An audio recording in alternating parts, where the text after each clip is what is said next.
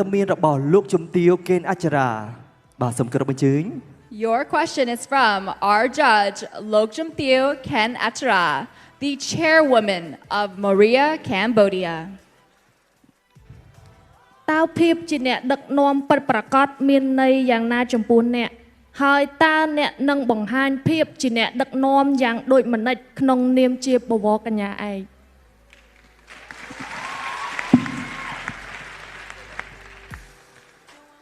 For repeat បង repeat for only What does true leadership mean to you and how would you embody it as beauty queen ដើម្បីខ្លាចទៅជាបវរកញ្ញានៅក្នុងពេលសម័យបច្ចុប្បន្នអ្នកគួរត្រូវតែជាមនុស្សដែលមានភាពជាអ្នកដឹកនាំមានភាពជាអ្នកប្រយុទ្ធហើយមានភាពជាទំនួលខុសត្រូវនិងមានភាពដែលគំរូទៅកាន់មនុស្សជំនាន់ក្រោយនាងមិនមែនដំណាំមកុដដើម្បីយកមកទុកតាំងនោះទេប៉ុន្តែនាងប្រើប្រាស់មកុដដោយការខិតខំប្រឹងប្រែងនិងការយកចិត្តទុកដាក់ចំពោះសង្គមហើយនាងមិនមែនត្រឹមតែមានភាពស្រស់ស្អាតនៅខាងក្នុងនោះទេប៉ុន្តែនាងត្រូវតែមានភាពស្រស់ស្អាតទាំងខាងក្នុង